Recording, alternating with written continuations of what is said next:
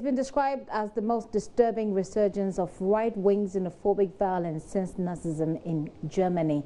I'm referring to fierce xenophobic attacks by some Germans in 1992, popularly known as the Rostock riot. Well, last week we saw some violent, racially motivated parallel protests in the United States of America. This week marks the 25th anniversary of a historic racial insurgency as well in Germany.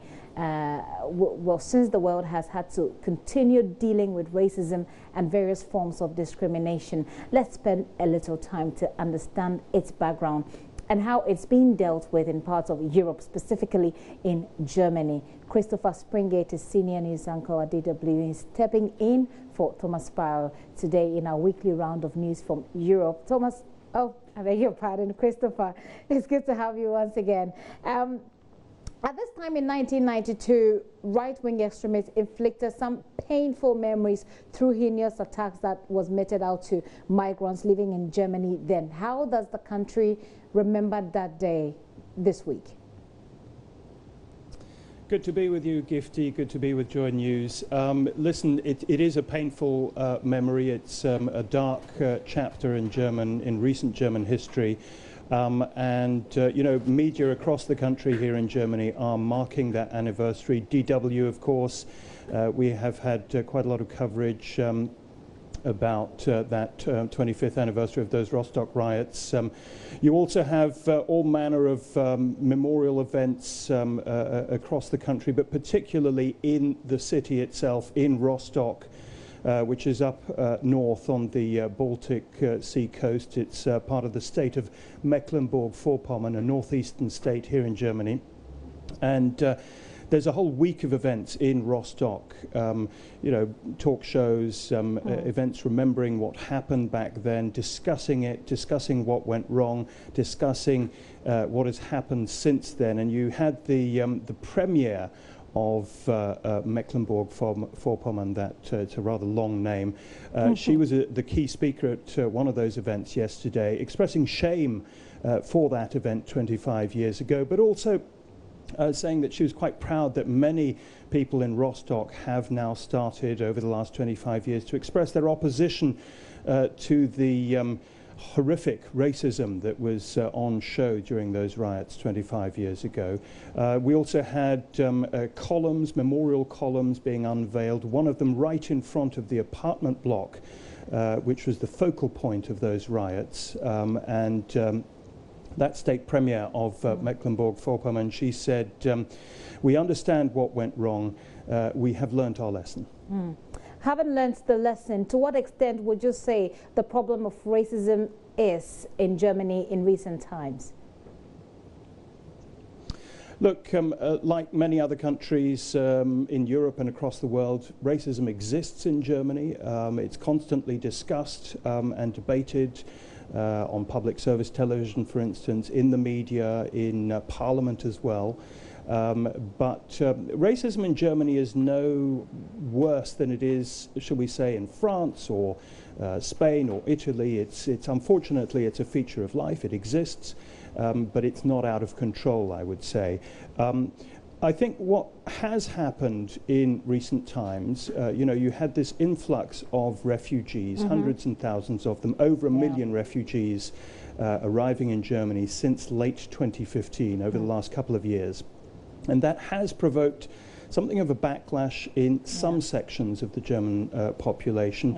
You know, there have been regular demonstrations from people who disagree with Chancellor Merkel's decision to let all these refugees in, who complain that it's going to be very difficult to integrate them, who are angry also because they tend to be anti-Muslim people, anti-immigrant people. We've had the emergence of you know, a fiercely anti-immigrant movement called Pegida. That's particularly in East Germany, where they've been having regular demonstrations there.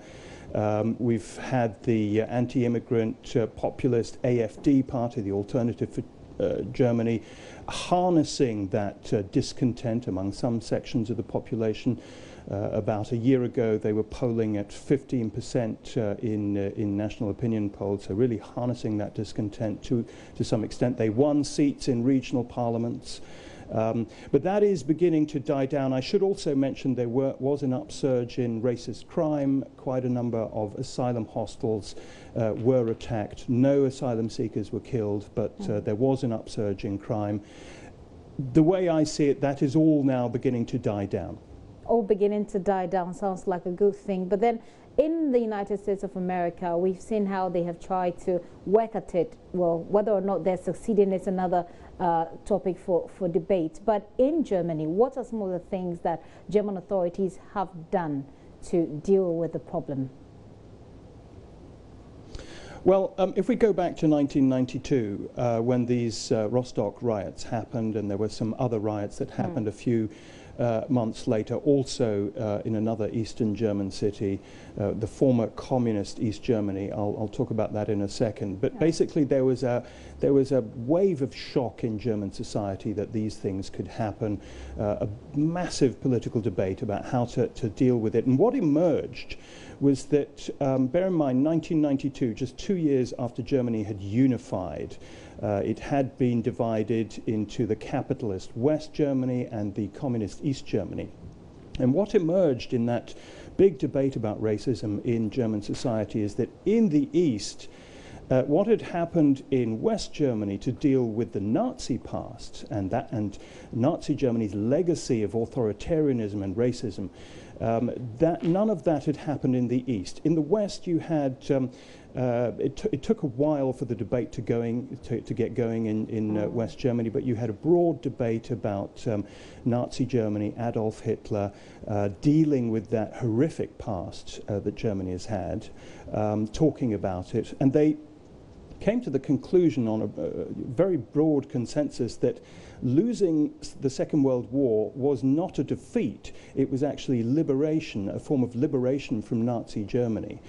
You also had schools beginning to teach their kids, German kids, about the horrors of the Nazi past, school kids visiting concentration camps, Nazi concentration camps, as part of their school syllabus to understand at close quarters the horrors of the Nazi past. You had legal changes. It was made illegal in West Germany to deny the existence of the Holocaust, the mass murder of Jewish citizens that was committed by Adolf Hitler's Nazi regime.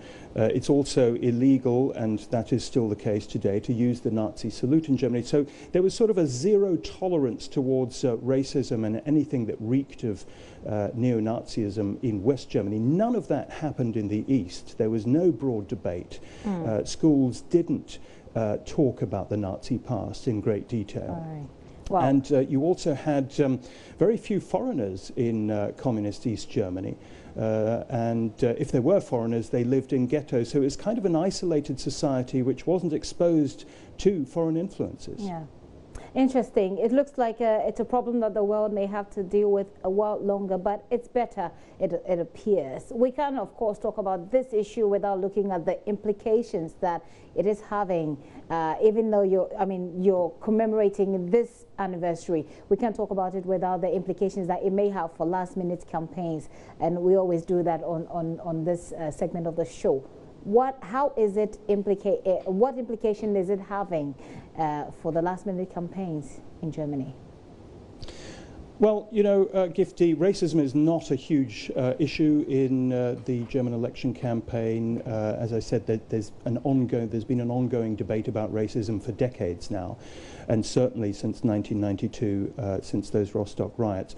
What we have seen, though, is that Chancellor Merkel, she had her first campaign event in former communist East Germany last week, and there was a small group of very rowdy right-wing protesters who heckled her, who booed her, who called on her to resign, who called her a traitor for letting so many refugees in the country.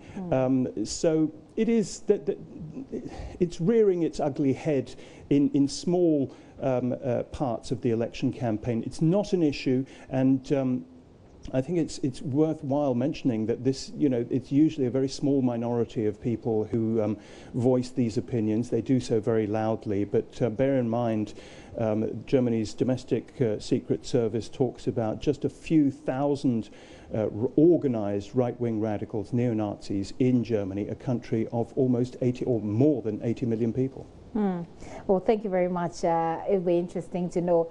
Well, tell us a bit more about what the other side of the campaign has been. You told us about Angela Merkel's campaign. What about the other side? Well, the Social Democrats, who at the moment are the junior coalition partners in Chancellor Merkel's government, but obviously, we're in the middle of an election campaign, so they are touting their own platform. Let me just tell you this, they also have a very strong anti-racist message. Both Martin Schulz, their lead candidate, and the current Justice Minister Heiko Maas have been voicing huge criticism of Donald Trump and the way that he reacted to the racist violence, the white supremacist violence in Charlottesville. Martin Schulz and Heiko Maas, they said it's unbearable, it's untenable. So they've been mouthing off very strongly in their criticism of the US president. Okay.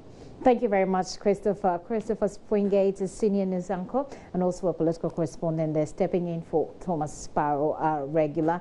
Well, thank you very much for bringing us that information on what's happening in Europe. We're still watching The Pulse with me, Gifty, and Rob here.